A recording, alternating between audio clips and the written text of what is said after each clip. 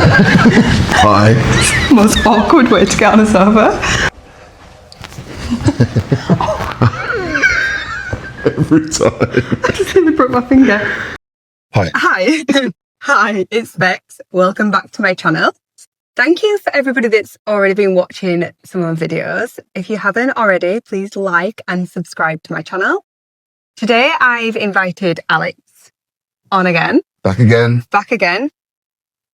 Like a bad smell, but anyway, we'll keep going. Why are you here today? So I'm here today because your last video was, I think, a very big introduction to a lot of people who don't know you in regards to anorexia and just bad eating habits in general. And if you watched, or when we watched back the video, there was so much going on in your brain in regards to stories that you wanted to tell.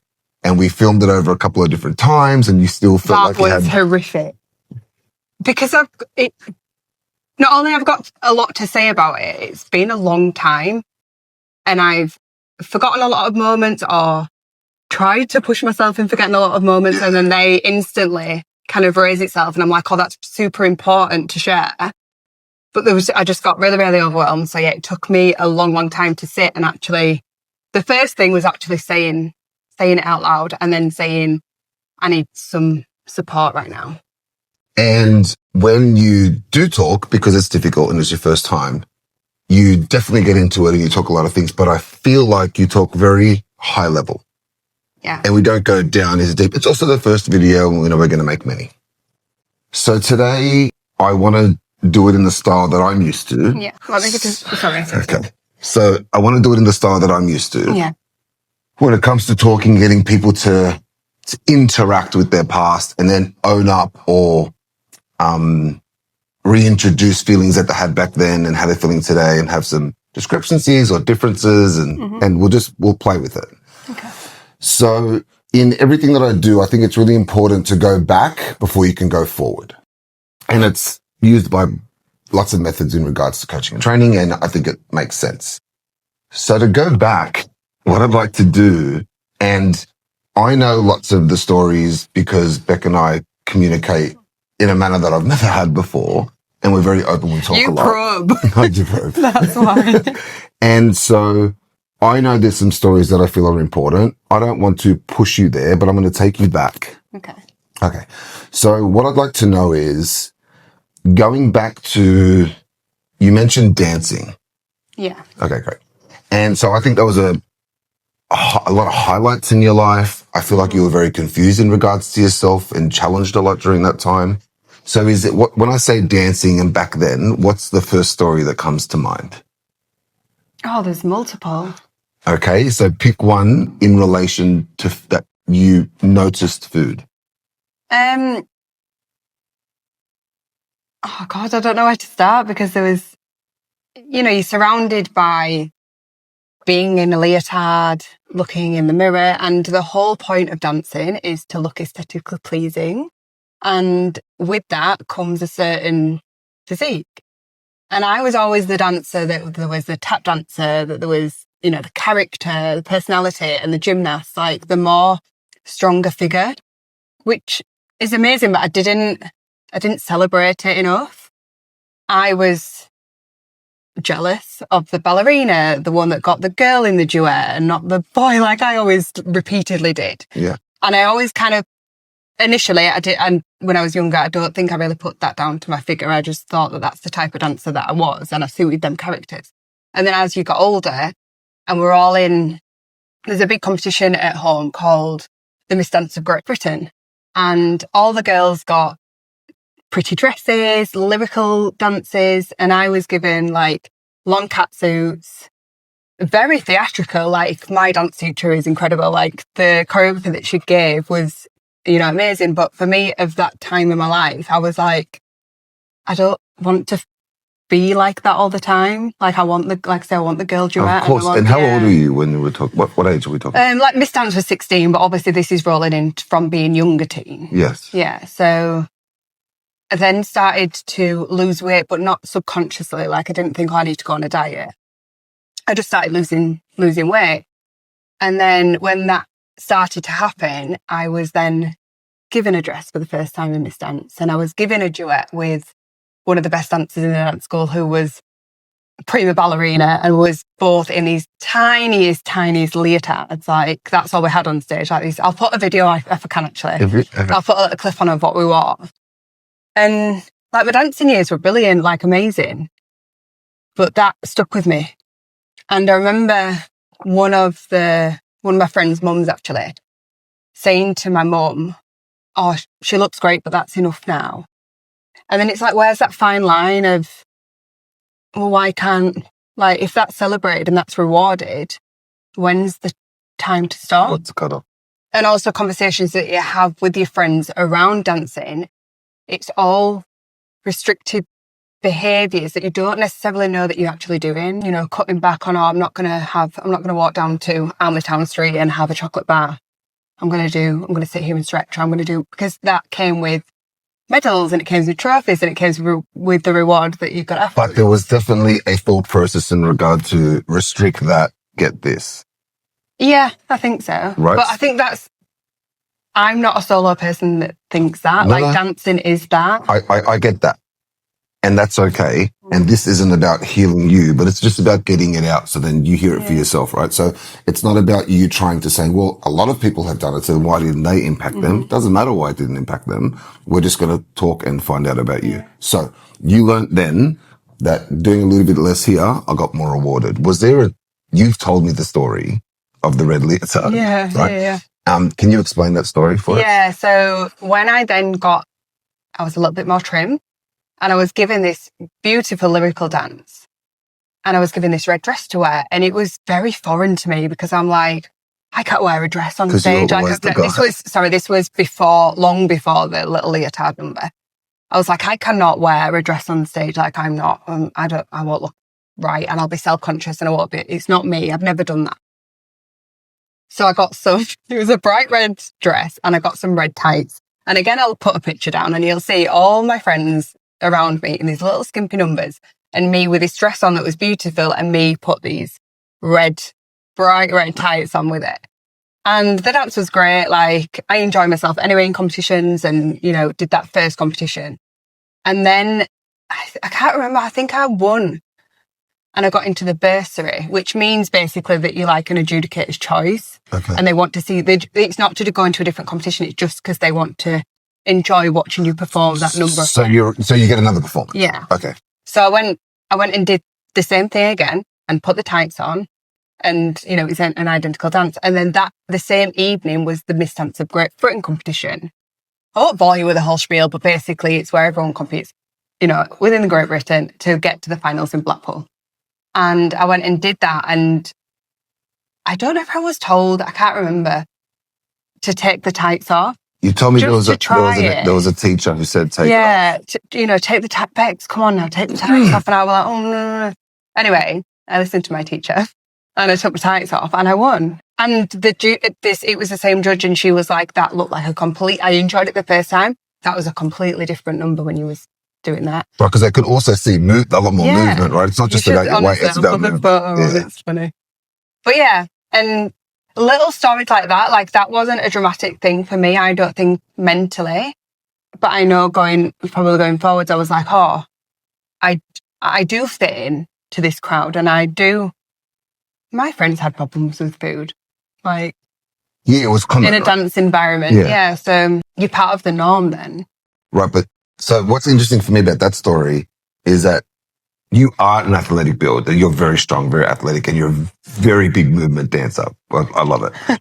Especially I'm a spatza margarita. So getting that reward or that recognition, not just from your instructor saying, hey, if you do this, but then from an adjudicator. Yeah. Right. Okay. So, because I think that's important, because I think it's the little seeds, because in the first video, you mentioned that you don't have a traumatic event. You don't have that one note. No. And I think for you, and I hope that you discovered it a little bit differently than everyone else, but it's going to be an amalgamation of small moments that give you a thought pattern or a belief system. Mm-hmm.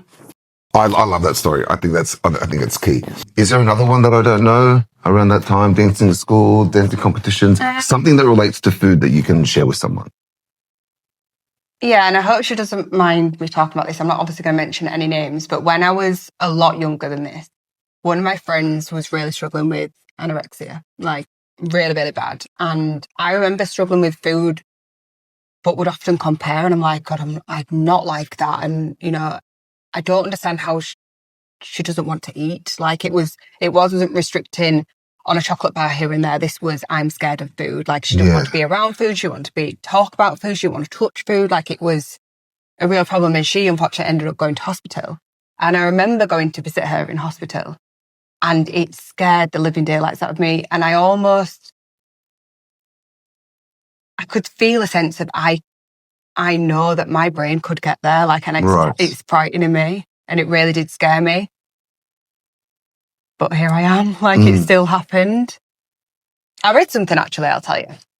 Because I do try and look at, and this, sorry, I didn't finish that story properly, but yeah, that kind of stopped me in my tracks and realised the extent that however it started can get to that point. And when I saw her in a hospital and she's around people that are suffering from the same illness, they're all doing very similar traits. Yeah. And you're like, that is so textbook of a mental health condition. And you talk about other mental health conditions, how like they have symptoms. Yeah, they do. There's a path or a road that leads you to that final destination. And mental health is, you know, such a minefield in itself because you don't have a symptom of, oh, I've got bellyache or this certain thing gives me this physical symptom. Yeah. But when it gets so bad, like you get the physical symptoms of feeling anxious, like feeling your fight or flight response and your throat almost sometimes closing up. Like I felt that, and I am going off on a tangent now. I can't remember my point. What I was talking about? Okay. And now you said you had a story that you wanted to share. I know, I've forgotten it now. Forgotten it? Okay, that's fine. It might come back to you. No, I have. Okay. So just looking at my reasons why, because obviously I've tried to do a lot of reading. I'm very mindful and I like to educate myself on research and, you know, where has this come from in other people or like even looking at your patterns of your actual brain, like physically, because although it's a mental health condition, if it hasn't stemmed from something, has it been formed as a baby? Like, is my brain different? And I read a lot of research studies to show that the brain is very different with an anorexic or an eating disorder brain. Like we don't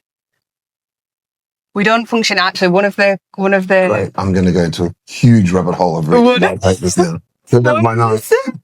One of the sentences actually says, anorexic brains are unusual. And that is the biggest sweeping sentence because why would you want to stop food? But then it almost becomes, or it does become habitual then. And then the things that you do outside of that habitual behaviour you get anxious about it. Yes. And we're very neurologically wired in terms of the things that we like to do for routine. And if you're out of that routine or if you're out of that consistency, your body doesn't respond well to it. Like we don't respond well to feeling uncomfortable. So to familiarise yourself in recovery with feeling consistently all the time uncomfortable because you're being told to eat and you don't want to, or you don't feel like you can, like you just constantly, like why would you want to do that? Yeah. It's a lot of energy. Yeah, I understand.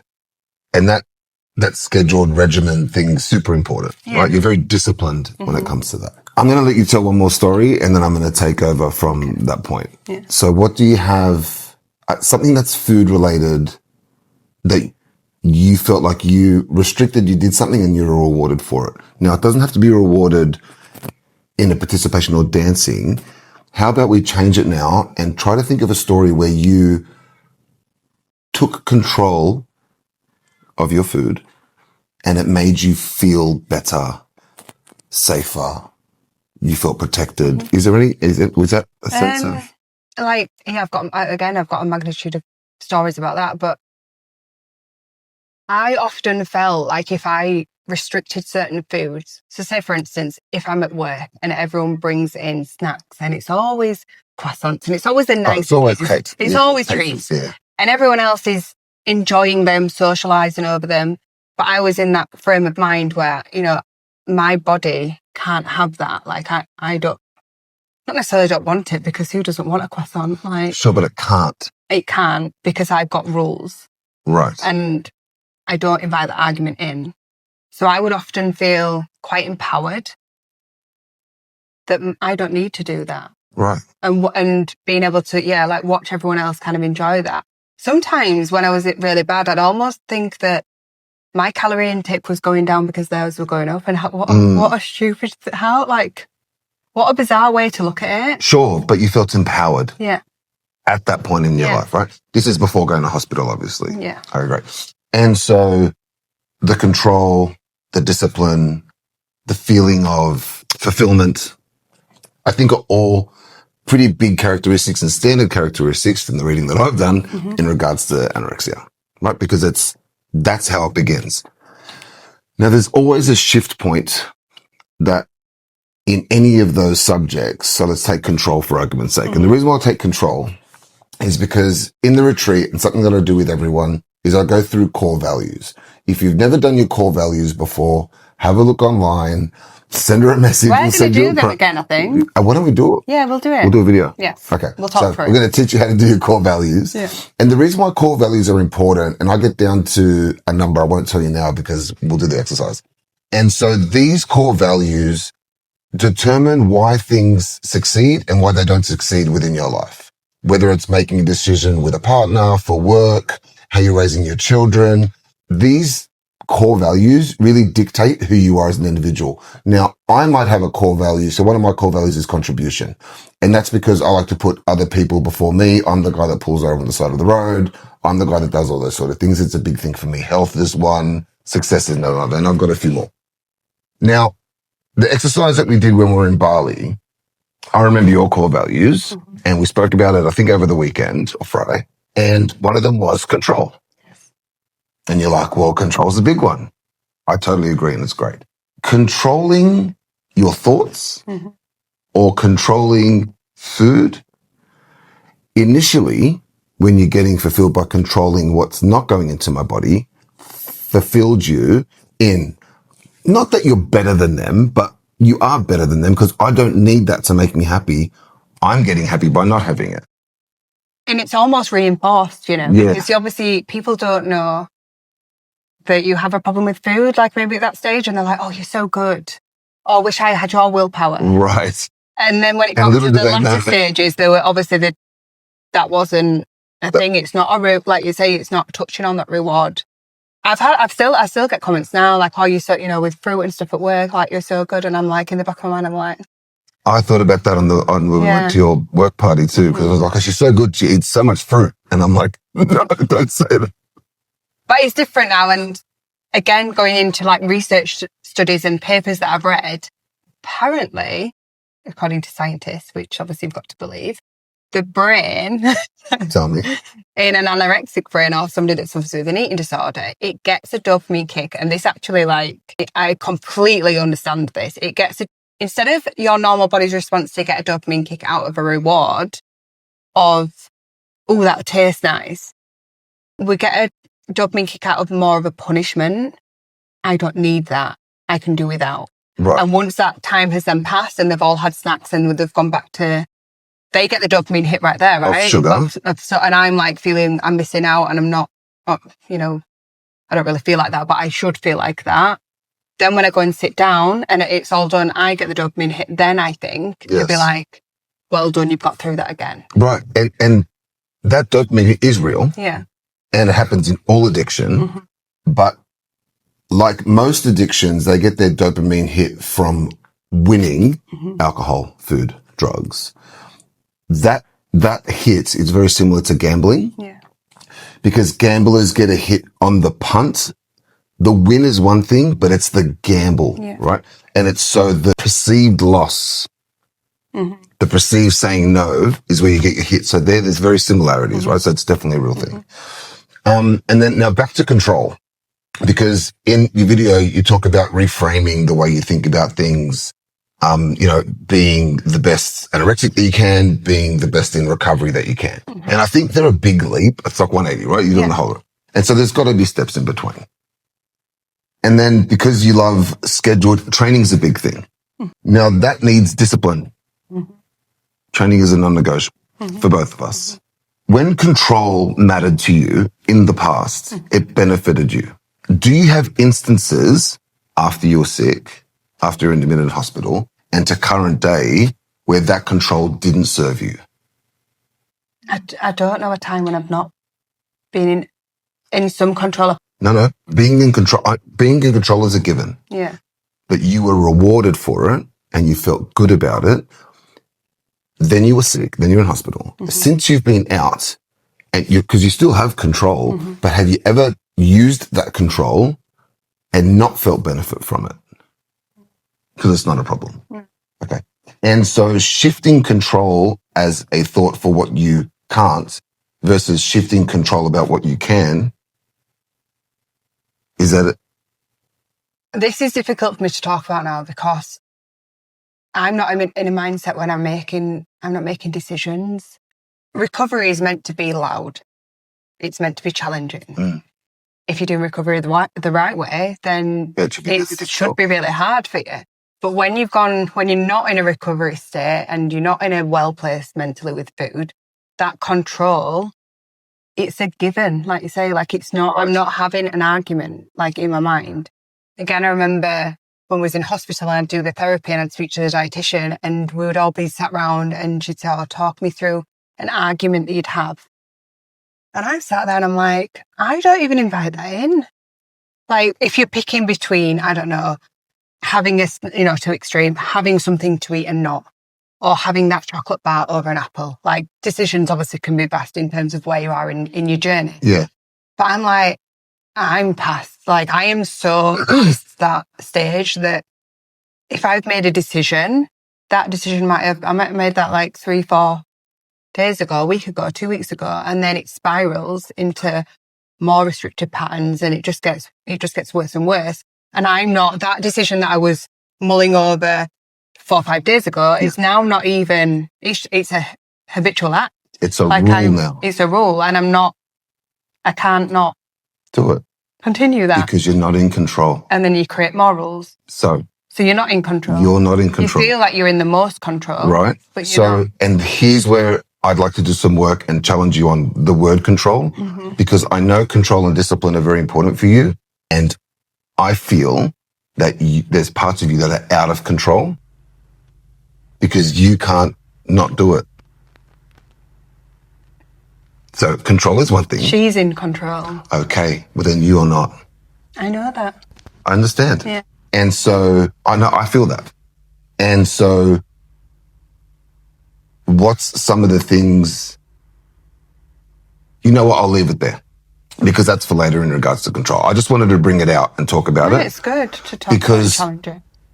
Okay. Because I think it's important to start talking about, so if she's in control based on rules that you made ages ago, like, and we speak all the time in regards to what's happening this week, what's happening next week, right? And so they're rules now. I'm out of control, you're out of control. It's just happening. Yeah. For you to make a conscious decision or control on a day that's already pre-ruled, forget about it. There's no chance, right? So that part of you is out of control. So what sort of things, what sort of challenging thoughts would we have to come up with for you to gain control?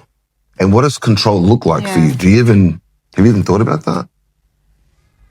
It's breaking the rules, but I've been so far away from that for a long time because even when I did break rules in terms of, restricting to as much as I possibly could do, I still then went on a meal plan and then to have anything outside that. So you become institutionalized, obviously, in a hospital environment and you're given, set things that you must have. And then when you come out of hospital, you're meant to mimic that in order to prolong, this recovery experience so you're going to be a healthy person living a normal, free life around food.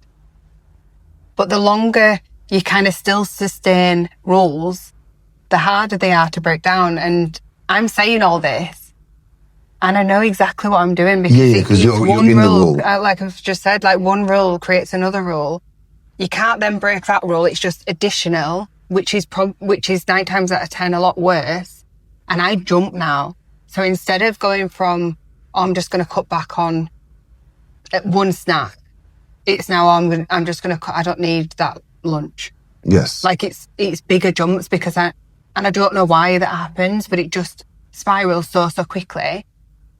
And that also, again, I'm talking about the brain a lot because maybe I do that because I don't want to put shame on myself. Yeah. But like, obviously, again, your brain's not getting hang on. I know it's an amino acid because I read up on stuff like this. It's tryptophan. I think that's how you say it. And that you get that in foods, and that releases serotonin. And the less serotonin you have, you can get depression. Okay. And then if you cut tryptophan. If you cut that out completely, you don't get any serotonin. But then you also reduce. I think you stop completely your anxiety, your irritability, like all them other factors to lead into depression as well. Right. So without it, you're just blank? You're just numb, right. emotional, but also emotionless around food. Emotionless. So then that will impact your hormones, obviously. It impacts a lot of things. And then you've created these habits. And I say habits as in like it's a wishy-washy word, but it's really not. If you're so structured, then I remember speaking to the dietitian and being like, I have got a very strong, powerful mind and it frightens me. Like, I love to read, I love to educate myself, and I like all the spiritual things that, I do, although I don't engage with them a lot, but I do enjoy reading them and learning about personality traits and behaviours. I remember sat down and I'm like, I've got this mentally. Like, I can completely stop or go. Because I can put myself in a position where I'm just like, it's emotion and I'll just get on with it. But the physical symptoms, I cannot. I don't know how I'm going to do it.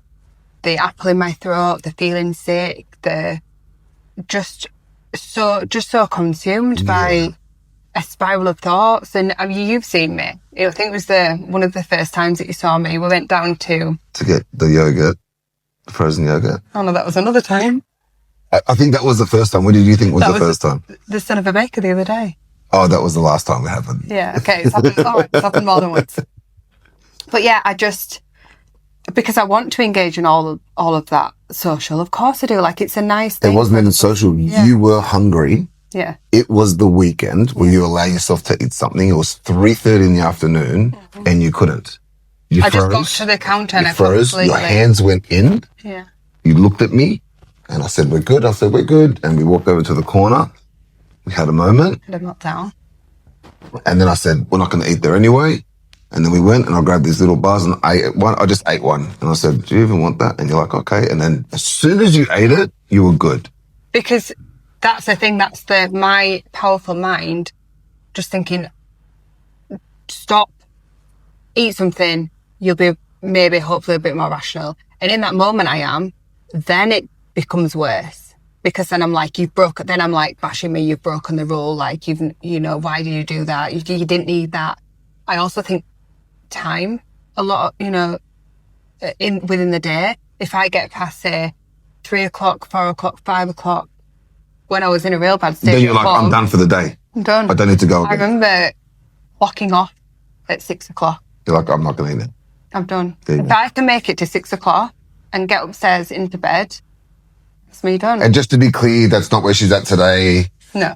Definitely not. No. We're talking and bringing stuff up in the past to talk about it.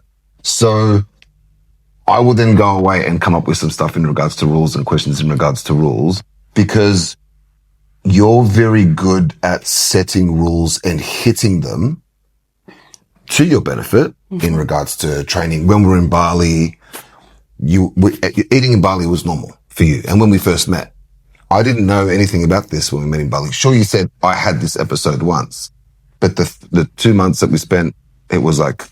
Because I don't want people to know about it, really. I know that sounds like not wanting people to know and sitting at a restaurant and just ordering food. And we had wine and we ate at restaurants. We ate normally. Yeah, but you don't realise in that moment I'm going to be relaxed and I'm going to be settled because I've done a lot of the hard work to be able to get there and to be able to do that. Yes. But I know I'm almost rewarding myself and enjoying these foods because I know in the next week when I'm on my own, by myself, I can go back to the comfort of what I know. Right. Which is heavy restriction. And that's why I think not just therapy, but like some sort of reinforcement in regards to your rules and control that validate the softer voice in your head that is allowing you to grow, be stronger, become the woman that would have the energy levels that you have, because the energy component's crazy. Yeah. The flow of energy is unbelievable. And so, and I know when we're on the weekend and we have a conversation about it, you're like, oh, no, we're good. We're going to do this and we're going to do this. And then comes Thursday, it's like, no chance. Because it's real. What's the protein? Tryptophan. Look how quickly that came out. Amino acid. And so those things are important. So I'm going to go away and I'm going to do some work in regards to rules. Do you know what NLP is? Neurological. NLP is neuro-linguistic programming. Yeah. And it's just a way of reframing and re-looking at things. And so I've done a lot of work in that space, and I think it's fun if we try some stuff out and challenge some questions. Now, we're going to leave that there for now. So I'm going to go away and do some research in regards to rules and potentially reframing rules. But before I go and do that, do you want to give me maybe a clearer description on rules, what they mean to you, how you instill them, so then I can watch this back and then go and do my bit? Yeah, I mean, when I'm thinking about food or like what I'm going to have for the day or the week, whatever it's going to be, I'm not actively writing down and saying I'm not going, I'm not mentally making myself a list of a rule. But once that's implemented physically of me not doing something, it just gets worse and worse and worse, and rules get bigger. They get more weird. I know that sounds daft, but it just gets stranger. And then it almost, when I start implementing food again and, trying to get through my recovery, I start implementing rules on positive changes. So when I'd come out of hospital and I was on a meal plan, I'd sit down for my tea. This tea had to be bang on again, 9 p.m. How late for your tea? But it would be 9 p.m. because I'd try and push back and push back and push back. I don't know whether I enjoyed that feeling of being empty. Yeah, I don't know. But I'd push it back as late as possible. That's a reward. Yeah, possibly could. And then also, again, maybe give myself that noise and you pass 6 o'clock. You don't need to do that. Yeah, okay. But I was on a plan, so I'm trying my very best because I've got external factors to have it, with this recovery. But I'd sit down at night. It had to be 9 o'clock on the dot. The food had to be piping hot. I still do now. You see me. I spend all the time cooking, and then I'm like, it's ready, and you put it in the microwave. I'm like, I just cooked it. And I don't even realise that I do it. And so I think the first time you did it, you were like, it's just come out of the steamer. I'm like, and then I'm like, oh no, that's a me. That's a habit. It's a habit. Yeah. And I do it, and I do it subconsciously. It's got to be piping hot, and I've got to have something on TV. And I don't even really watch TV, but I did at the time just as a pure distraction. So I can just... Right. So you're consciously you're looking at the television. It always has to be perfect. I have to have my right cutlery set. It has to be in a certain way. So the rules aren't just fixated around the intake. It's the external things around it. Well, because the rules for intake were taken away from you. Yeah. Yeah. So it's purely just... So now I still need rules. Yeah. I had to sit in a certain place. I had to sit in a certain way and eat it on my lap. I had to have a certain... pajama set on, it all had to be very detailed. So detailed. I remember one of my friends came around and knocked on the door during my tea. There she. I know. God. It just floors me. Yeah. Obviously try and put it on and wondering, but I was like, I can't. And then that was out then. And then I knew. And then when you said that was out, you couldn't eat? No. Yeah, right. Gone. And I remember, again, I had a private coach at the time, and I remember speaking to her and I was like, I'm sorry, I'm sorry that I couldn't do that. And she's like, but that happens. You had a friend come round, please. And she knew instantly that small amount of restriction in the grand scheme of things, that small amount of restriction is going to lead to you not having breakfast the next morning. Is then going to lead to you not having the mid-morning very snack. Slippery. Then going to lead to, it doesn't take long. And that's why I'm sat here today and being like, these rules are coming thick and fast, and they're very memorable, and I'm not consciously making a choice to do them rules, but I'm like, that's just me. I've gone right back into them behaviours again, and I don't understand why. Right. Like my spoon. I can't get rid of my spoon. I know, I can't wait for you to get rid of your spoon. You're going to do that on camera. So I think, again, I'm going to work on the rules component because you can't reward the behavior by setting new rules. Oh, I'm now going to eat this. I'm not going to, because the rules are the rules. Mm-hmm. And as long as there are rules, you can always adapt and change the rules. You have to get to a point where you're like, hey, love you rules. You served me. You didn't serve me. You're there for a long time. No more rules. I'm going to entrust this person, this program, whatever it is. And then when they say, here you go, you just go, all right. And you cry and kick and scream and throw it at the wall. I find it really difficult. It will be. We live by routine. I'm quite militant. Like, I like structure. I like routine. I like consistency. Sure, but your breakfast times and your lunch times are different every day. We eat tea within an hour sort of thing. It's not that. The rules are, at the moment, the rules are on food. I know, but can you imagine if you turned around tonight and said, oh, let's go out for tea? Well, you wouldn't. You wouldn't ask me that. No, because I've just had a shave and I don't want to have a big handprint on my face. But you already know that. Yeah, it's not an option. It's not an option. Mm-hmm. And like I say, again, going back to having that argument, I've got to the stage now and I know that my anorexia is not loud and it should be, in terms of the pushing myself and challenging myself and having different things or having extra. You're not challenging yourself. No, so it's quiet. And I'm not inviting that argument in. I'm not allowing myself to have you're an not alternative decision. Like, I'm just going through. At the moment, you're sitting in your comfort zone. Yeah. But I've learned a lot. Obviously, I'm going to do a whole new video on my hospital experience, because although that served me in that time of my life where I did definitely need professional support and to go through workbooks and to go through the motions, because you're not mentally in a place where you can take it all in anyway. But they govern rules as well. Like, I'll briefly talk about it because I do want to do a whole video on it, but I told you about the picnic night. Yeah. Like, so you'd go in, you'd walk in, you'd be queuing up outside. I'd be having a melt. I can't do it because normally you get your meal plan. You have a certain amount of time, 15 minutes to choose what you're going to have for the full week. I mean, who decides what they want for a full week? I think that's absurd. Like, I'm like, big rules. Maybe I want, I don't know, jack potato today, but I don't know what I'm going to want Thursday afternoon. Like, how do I know? So that stressed me out instantly anyway. I didn't like that. And then you'd go to picnic night, which was once a week. You'd all queue up. It's comparison again, like you're all comparing what other people have got. You're all portion sizes. Competitive, or you'd go to these little boxes and then all be lettered.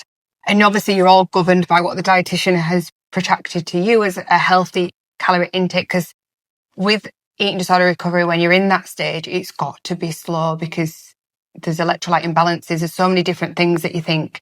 I remember my dad going in and be like, oh my God, yes, she's just going to get fed. And it's not like that. Like, I was like, it's not, it's so incremental. Like, it's so, very small changes, do ECGs, do bloods, like make sure that everyth's, your body's responding to it in the right way. Yeah.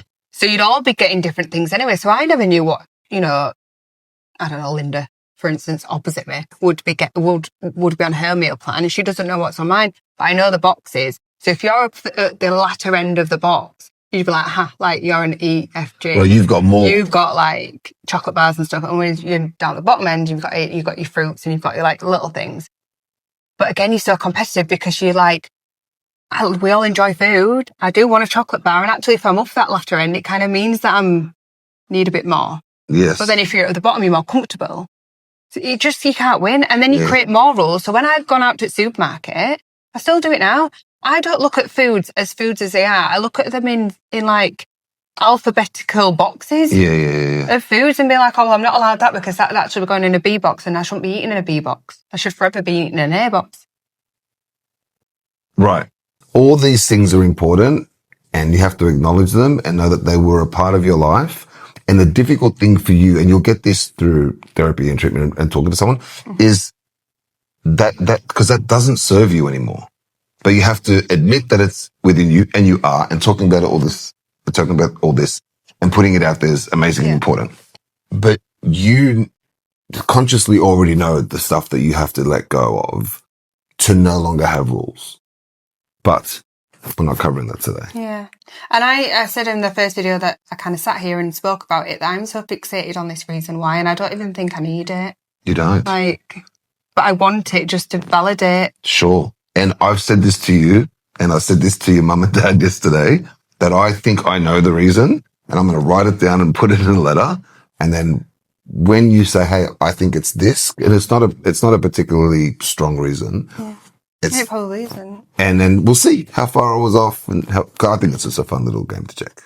Maybe it was, like you say, the tiniest, smallest reason, and then it's just my personality trait has just escalated into. I've always been an all or nothing person. Like, yes, I'm all in the gym. I'm all in the gym, or I'm not going. Like, I either am or I aren't, and that's.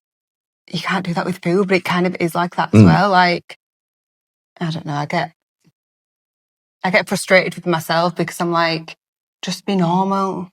But what is normal to me? Because I don't know. I don't know what it's like. You don't have to fight with yourself at the moment. Yeah. Just be. Mm-hmm. Just be. We're good. Yeah. Thank you for sharing your stories and being honest. And thank you guys for watching. And I'm going to go and do my homework in regards to rules and NLP and so how they fit together. That was just a little teaser because honestly, there's a lot.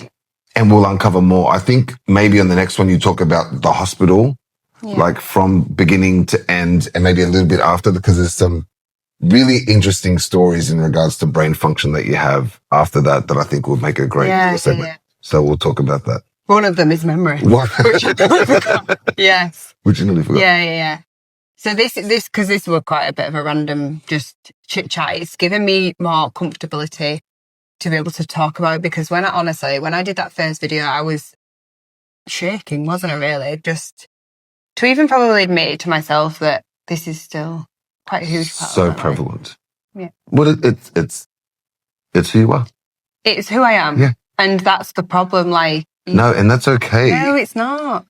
Anorexia is an identity that's latched onto me, but yes. I've been that far removed from who Bex is. I did a lot of journaling yesterday. I'm writing down like, what does Bex enjoy? What does Bex fear? And trying to really give my own self a character, not necessarily without that, because it is on me, but kind of trying to remove it a little bit. Okay. Because I want to have my own identity. I don't want this to follow me around. Like I said, I want to be the best person in recovery, so then I can share some stories and feel that I know what that feels like. Because if somebody told me the things that come out of my mouth, sometimes I'm like, what? Like, how do you think like that? I love that. Unusual brain. And also, this might shock you. Again, shock me. It might shock you. It might surprise you greatly. Go. Anorexia causes your brain to shrink. Now, my brain must have been very big to begin with, because I feel like I'm still pretty sharp. But they're like physical. I knew it. But the physical element of it is vast. That's what I'm trying to. Because when you say no, I feel like I hear like a rattle, like a swishing sound. The scale inside. Okay, it's not a joking matter, and we're mucking around, obviously. It is. I want to make light of it sometimes because it's heavy. Yeah. But yeah, I love that about the journal. Yeah. I picked up a book yesterday. It's the book that I bought you a while ago. It's called This is How You Heal. This is How You Heal. This is How You Heal. Yeah. By Brianna West. And it was talking about humans like to be in this, or they're comfortable in a homeostasis environment, and we always want to continually to be like that with external factors in his life. So finances, with our careers, with our, I don't know, gym, whatever you've got going on externally, you want it all to be, you don't want this. There's another theory with the balls. Yeah. You don't want it to be like that. You just want it to sit. My balls come up. Okay, maybe we are going on a massive tangent now. But anyway. No, look at it all. When I was reading that book, it was talking about how humans like to be in that frame of mind where they just feel safe and they feel secure. Now, unfortunately, because you built all these habitual rules, anorexia, the identity, makes you feel safe. It makes you secure. So to go outside of that, you're in a fight or flight mode, Why would you want to put yourself in an environment where it instantly makes you feel anxious, that your throat's going to close up, you can't speak properly? Like, why would you want to put yourself through that? So recovery is meant to be Recovery's allowed. hard. Yeah. And it's good because you've done a lot of work and done a lot of reading, that you know that version of comfort is not the only version of comfort. There's another modality that you can live in that will give you that comfort. I know. I find it difficult because I relate it to, and this is all I don't want any judgment. It's just my thoughts and opinions on it. I mimic anorexia to the mentalities surrounding addictions. So like say like drug and alcohol abuse. And they learn symptoms in the way they can reduce that, and they go through like horrific withdrawals and stuff like that. But it's going cold turkey on something and it's cutting it out to make themselves feel better at the end of it. When you're in an eating disorder recovery, there's no way. What's that saying? There's no way through than through. Yeah. Like you can't do it any other way. You've got to feel horrific for quite an amount of time, not knowing the benefit of the end of it, whether you're actually going to feel okay, like your body's going to respond to this and think, no, actually, this is healthy. This is what I'm meant to be doing, until you're actually doing it. And like you said to me once before, you have to go through it to get there. And there's no point in adding one or two things and doing it as a ramp, because the anxiety, the angst is the same. And you add rules to them, little bits. So you just go, no rules, you're in charge, do this, and then awful, less awful. And then there's so many ways. There's, like in recovery, like you can, there's an all-in method. I think I don't know. It's also dependent on where you're at, right? Yeah, so coming out of hospital is one pace. Coming from where you are today, where you're not spiraling. Well, you use the word spiraling, but you're fluctuating, I think is a very different starting point to back there. The problem is your mentality is stronger here because you've been programmed for so long. Yeah. They call it a quasi-recovery, where you're functioning because you are having things to eat. You are going through normal life, a normal life than what you've been before, But you still have so many of these rules attached. You still have so many of these restrictions, or you've got a goal and a calorie intake and things like that. And the types of food that you eat, you only eat healthy foods, no processed foods, no high sugars, I think it's called quasi-recovery. And I never wanted to invite that in, because I'm like, no, I'm not, I'm either doing this again, all or nothing. I'm either doing it or I'm not, And that's where you found yourself. But I'm still imbalanced because I'm not at the other end of it, where I don't get, I don't know, I'm ever not going to feel anxious around when we're out with family and we're all eating different things. And you have to think there'll be a day. You have to hope that there'll be a day. There might not be, but hope's a strong motivator. Your tummy's rumbling. Yep. It's tea time. Okay. Thank you. Thank you for being here. I'm not sure really where we're going to go with the next videos. I quite like Alex being on, just because I feel like I'm a lot more honest. I can feel like I can sit here and share, and it's conversational. Yeah, I think it's easier just to get through some stories. But we're very open to recommendations for anything that you kind of want us to discuss. Or if you do have questions, put in the comments. If you've got questions for me to ask her, just let me know. And also, again, to touch on the types of videos and types of content that I want to create. Yes, I want to help people. That's my ultimate goal, because I think it's going to really fuel me on this journey to carry on going in it. That's the dopamine hit for sure. That's such a high reward for me to be able to conversate with people that are going through similar things and have the similarities in my teeth in. I forgot what I was going to say. This is the memory thing again.